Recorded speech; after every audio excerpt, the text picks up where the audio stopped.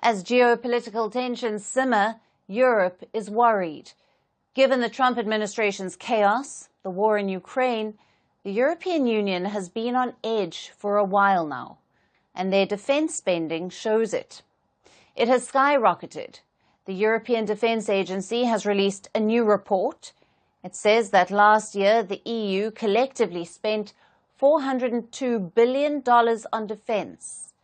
This year, it is expected to spend $446 billion. This will be a record high. So what's behind this bigger, bolder defense budget? And will it work? Here's a report.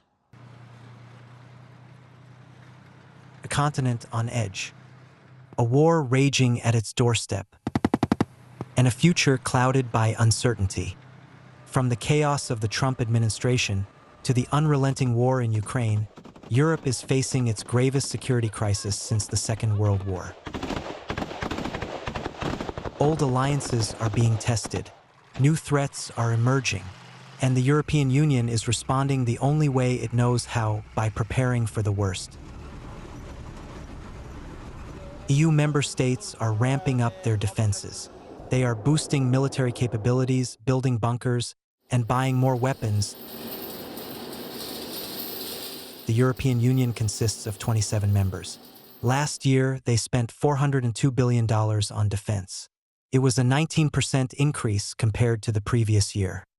It was 1.5 times more than China's expenditure, and 3 times more than that of Russia.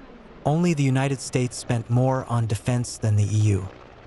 And this year is expected to see an even bigger expenditure.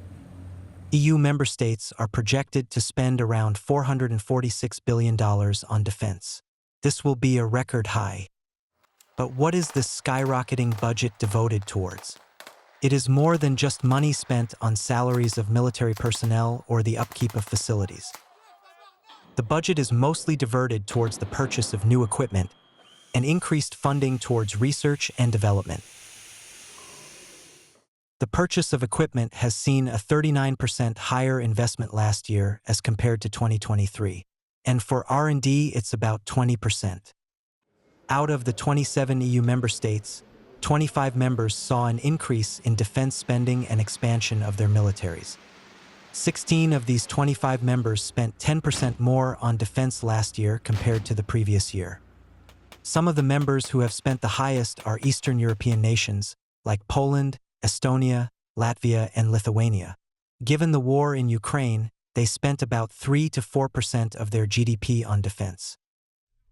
But apart from the Russia-Ukraine conflict, there are 2 other reasons. The first is the President of the United States. Donald Trump was supposed to be Europe's closest ally, but he has gone back and forth on his support for Russia. He has threatened to pull out of NATO, saying that American protection comes at a price. He has called the Europeans freeloaders. After all, 4 years now, European nations have depended on the US for their weapons. But the geopolitical landscape has shifted, and the EU is trying to become more self-reliant. But while governments across Europe are splurging on defense, they are also struggling financially, and this is the second big factor. The German economy is not in the best shape.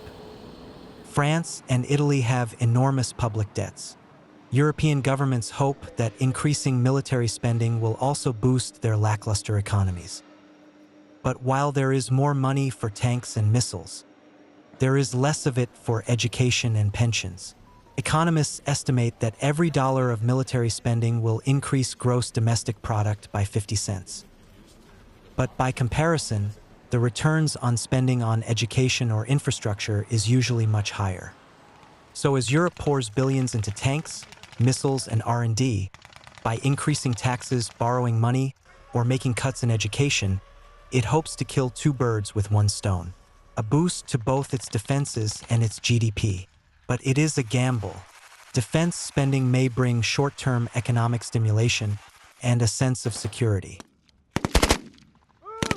But cutting back on social welfare could hurt the EU in the long run.